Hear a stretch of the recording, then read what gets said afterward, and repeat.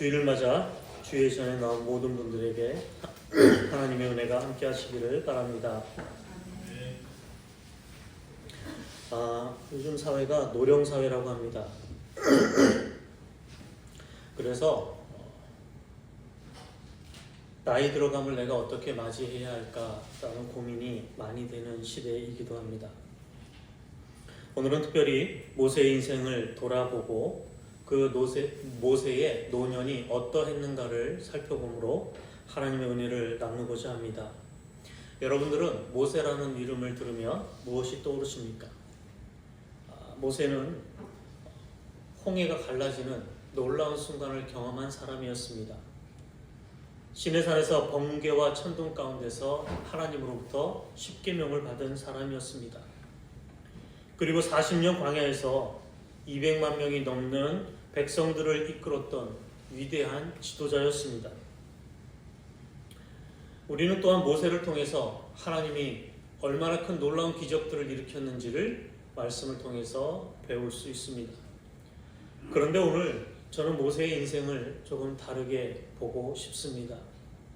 기적의 주인공이었던 모세, 그 모습이 아니라 그 너머 있는 한 인간의 모습을 통해서 하나님의 은혜를 살펴보고자 합니다.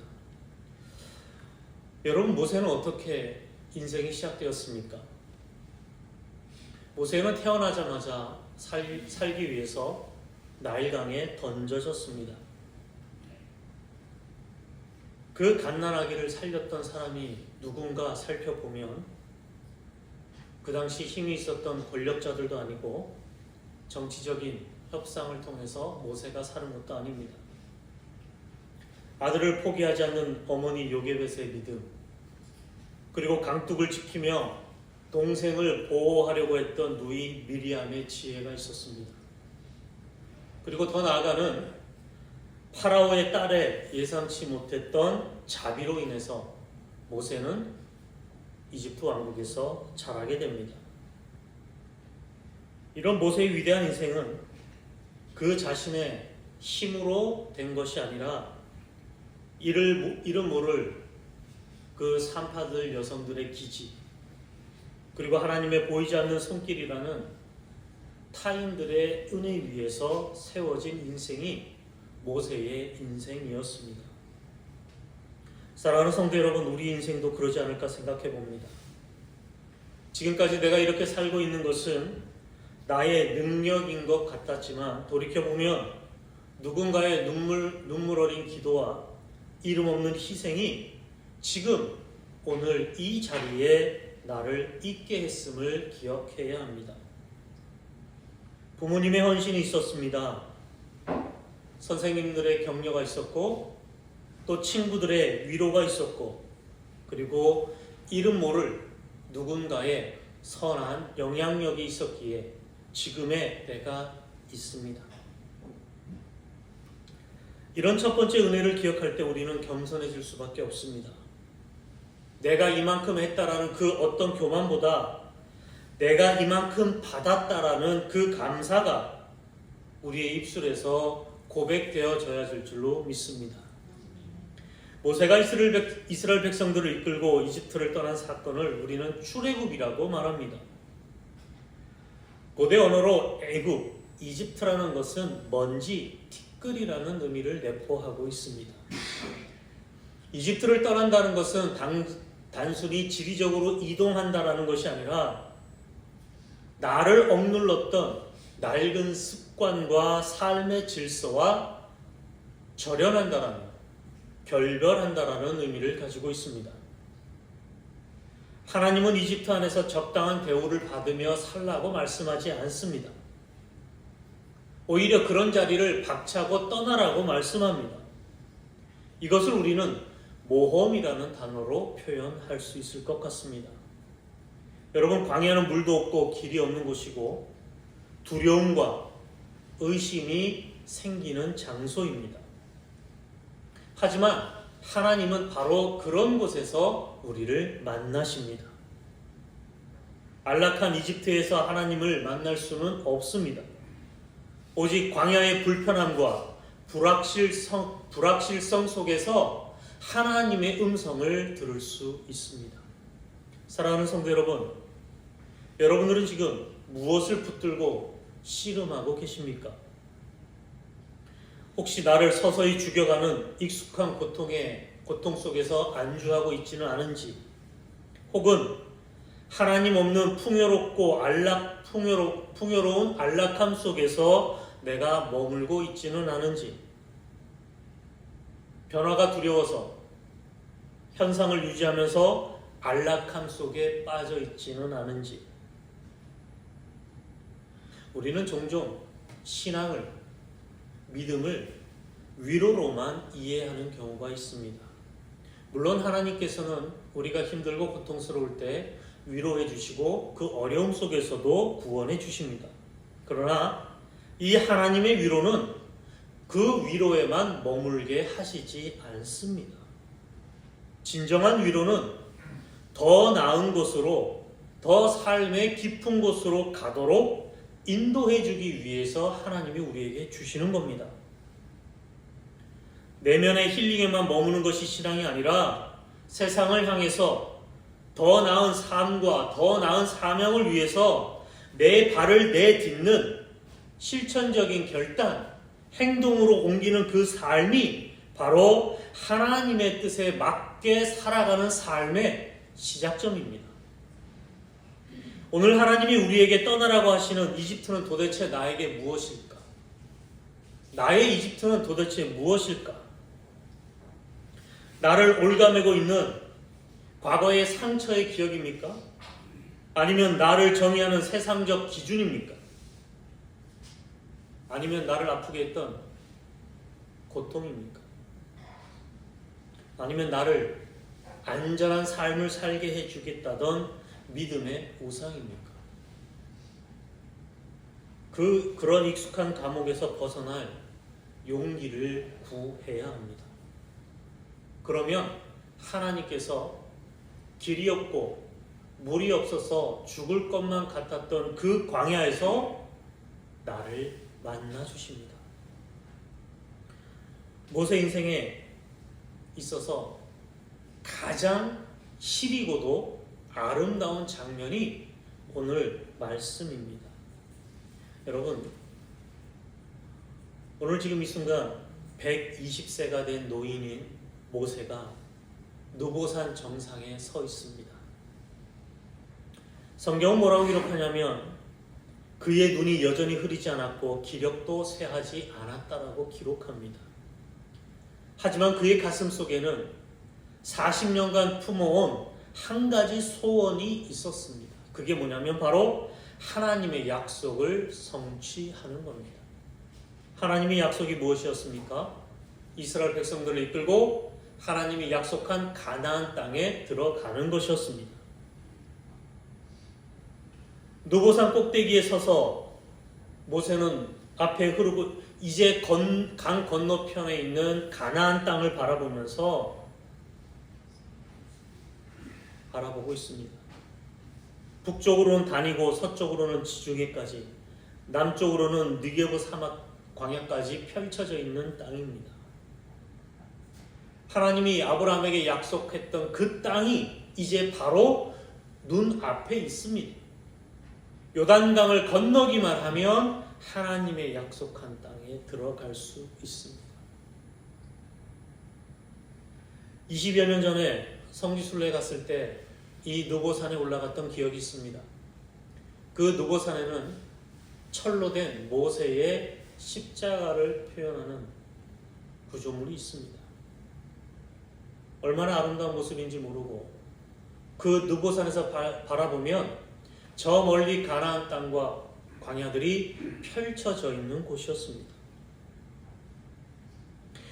아브라함은 그곳에 서서 하나님의 약속의 땅을 바라보며 40년간 겪었던 그 힘들고 어려움들을 주마등처럼 머리를 스쳐 지나갔을 겁니다. 하나님, 이제 저 강만 건너면 40년간의 방랑이 끝나게 됩니다. 저 땅만 밟으면 평생의 사명이 이루어지게 됩니다. 저곳만 들어가면 하나님이 약속한 그 약속의 열매를 맛볼 수 있습니다. 모세는 아마도 감격 어린 마음을 가졌을 겁니다. 그런데 주님께서 너는 못 들어간다 이렇게 말씀합니다. 모세는 간절한 마음으로 눈물로 주님께 호소했을 겁니다. 주님, 제가 이 백성들의 온갖 불평과 반역을 다 받아내면서까지 여기까지 왔습니다. 제발 저를 저 땅에 들어가게 하셔서 내 인생의 결말을 잘 마무리하게 해 주옵소서. 신명기에서 이렇게 말합니다. 그런데 하나님의 대답은 차갑고도 단호했습니다. 신명기 3장 26절과 27절에 그만해도 족하다. 다시는 이 일로 내게 말하지 말라. 너는 이 요단강을 건너지 못할 것이다. 매정하게 말씀합니다.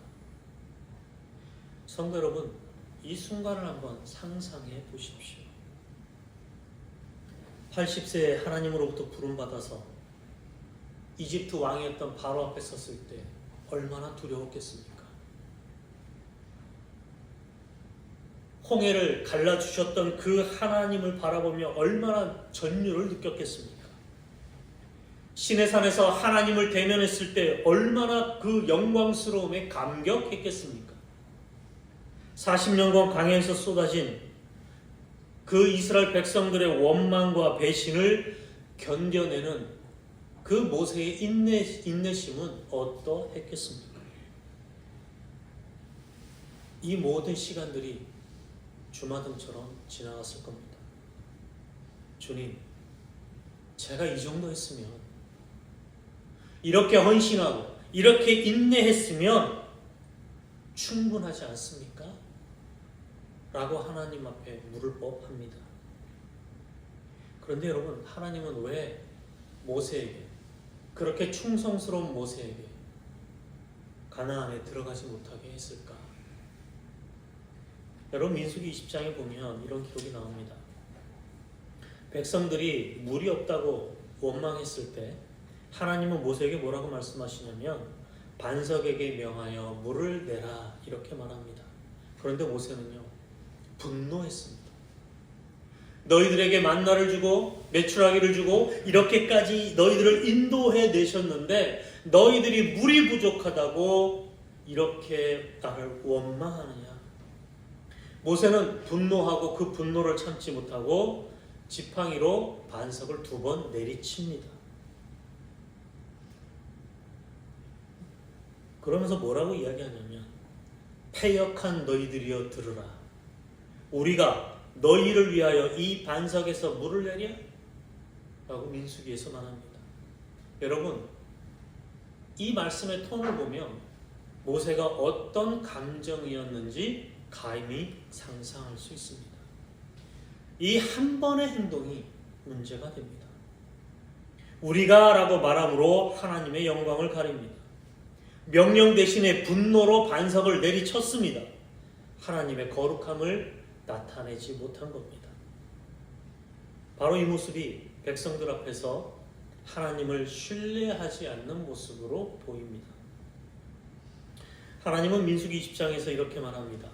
너희가 나를 믿지 아니하고 이스라엘 자손의 목전에서 나의 거룩함을 나타내지 아니한 고로 너희는 이 회중을 내가 그들에게 준 땅으로 인도하여 드리지 못하리라. 사랑하는 성도 여러분, 하나님의 이 처신이 공평해 보이십니까? 40년간 헌신한 사람을 단 한 번의 실수로 하나님이 약속하신 가나안 땅에 들어가지 못하게 한 것, 너무나 가혹한 것 같습니다. 여러분, 내가 평생 주님을 위해 헌신하다가 한 번의 실수나 불순종으로 나에게 약속하셨던 구원을 취소한다면 어떤 마음이 들겠습니까? 실망감과 분노가 올라올 것 같습니다. 그런데 우리가 여기서 놓치지 말아야 할 귀한 깨달음이 있습니다. 첫 번째는 하나님은 은혜로 부르지만 거룩함으로 완성되어야 합니다. 모세는 단순한 지도자가 아니었고 하나님과 백성을 이어주는 중보자였습니다. 그가 보여주는 모든 행동은 하나님의 성품을 대변하는 것이었습니다. 두 번째로 하나님은 사람이 아니라 당신의 영광을 우선시하는 분입니다. 우리는 종종 내가 이만큼 했는데, 이 정도면 할 만큼 했는데 라고 하지만 하나님의 기준은 다릅니다. 아무리 큰 일을 해도 하나님의 영광을 가로채는 순간 그것은 우상이 됩니다.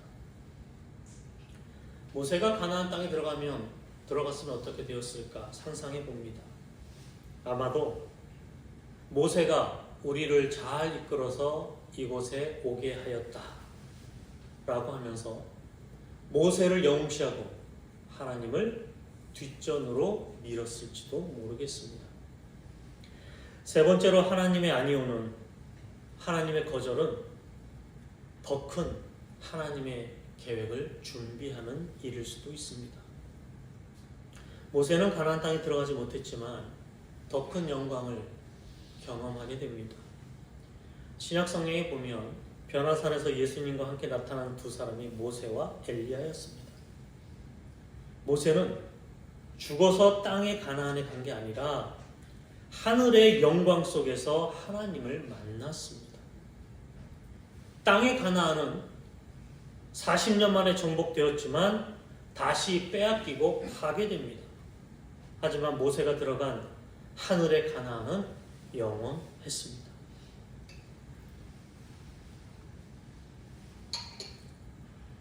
모세는 이 은혜를 깨닫고 더 이상 하나님께 분노하거나 서운해하지 않습니다. 하나님의 결정을 받아들이지요. 억울함을 토로하지도 백성들의 자기 희생을 드러내지도 않습니다. 대신 그는 무엇을 했습니까? 모세는 대신에 백성들을 위해 마지막 축복의 노래를 신명기 32장에서 부릅니다. 그리고 신명기 33장에서는 각 지파들에게 하나하나 축복을 선포합니다. 신명기 31장에서는 여호수아를 격려하고 그에게 자신의 사명을 물려줍니다. 그리고 홀로 느보산에 올라가 하나님 앞에 섭니다. 여러분, 이것이 바로 위대한 지도자의 거룩한 퇴장입니다. 하나님의 거절 앞에 모세가 침묵하고 그가 한 일이 방금 이야기한 축복을 선포한 일이었습니다. 그런데 특별히 자기의 후계자인 여호수아를 격려하고 그에게 힘을 북돋워 주었습니다. 뭐라고 이야기하냐면 너는 여호수아를 담대하게 하고 그를 강하게 하라. 그가 백성들을 인도하여 건너가서 내가 볼 그 땅을 그들로 기업으로 얻게 하리라. 이렇게 말씀합니다. 여러분, 여기에 우리 기독교의 삶의 핵심이 있습니다. 나의 성취가 아니라 우리의 유산으로 사는 겁니다. 모세는 자신이 가나안 땅을 받는 것보다 하나님의 약속이 다음 세대로 이어가는 것을 더 기뻐했습니다. 아브라함의 언약이 자손들에게 영원히 이어가기를 원했습니다.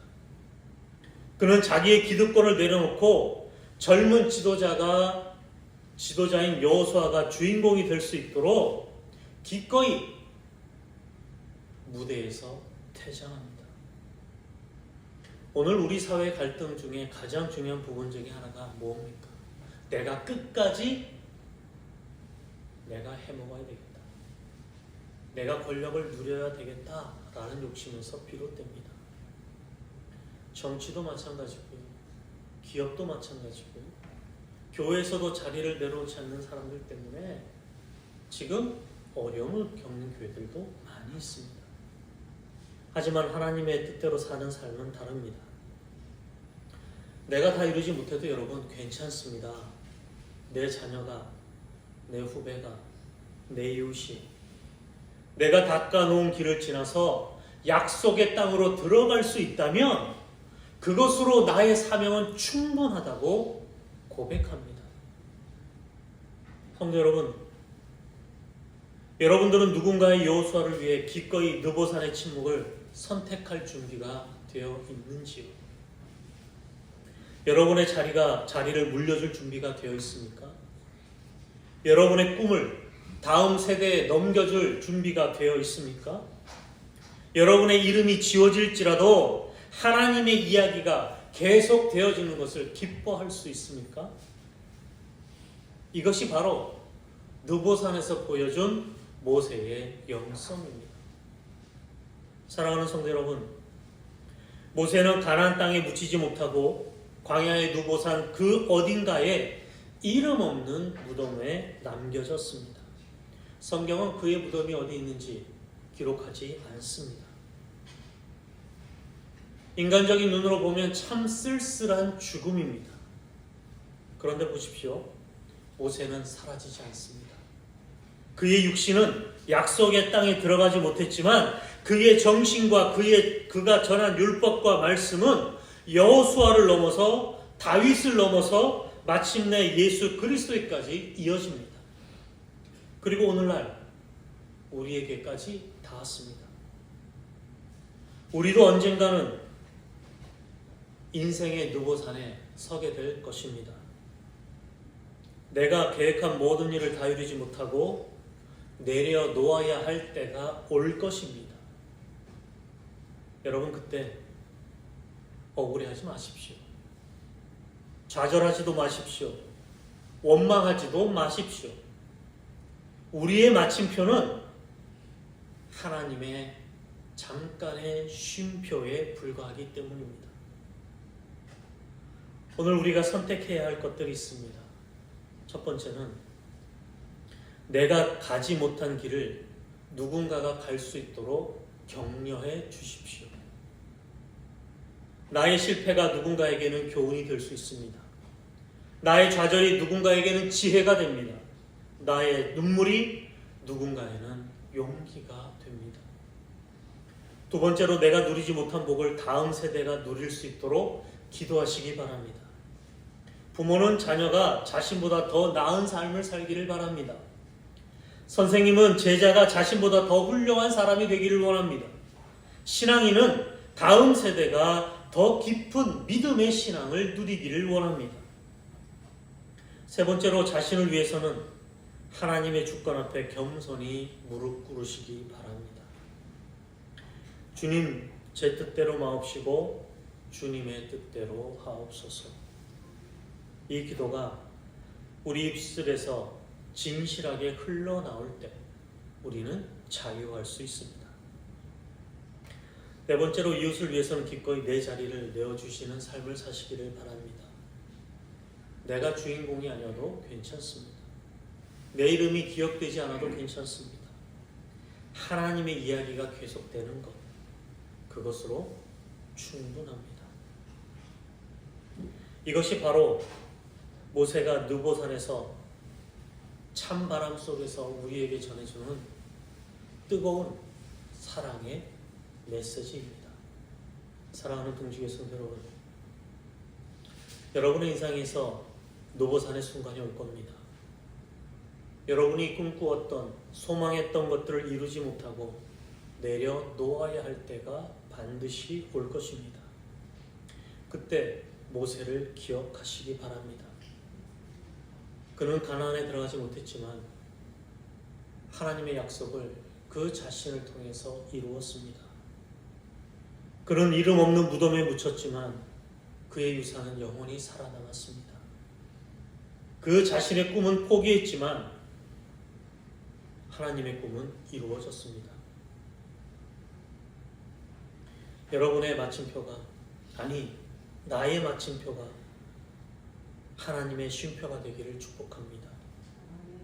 나의 퇴장이 다음 세대의 등장이 되기를 축복합니다. 나의 침묵이 하나님의 영광이 더 크게 드러나기를 축복합니다.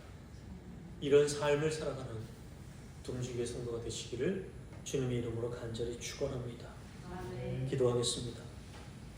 하나님 아버지, 모세의 뒷모습을 보며 우리의 인생을 비추어 봅니다. 내가 주인공이 되려 했던 교만을 용서하여 주옵소서. 내 인생의 한계를 마주칠 때 그것이 나를 망하게 하는 것이 아니라 더 큰 하나님의 일을 이루려는 은혜임을 깨닫게 하여 주옵소서. 내가 다 이루지 못해도 하나님의 나라는 멈추지 않음을 믿으며 오늘 내 곁에 내 형제와 내 이웃을 축복하며 살아가게 하여 주옵소서. 예수님의 이름으로 간절히 기도드렸사옵나이다.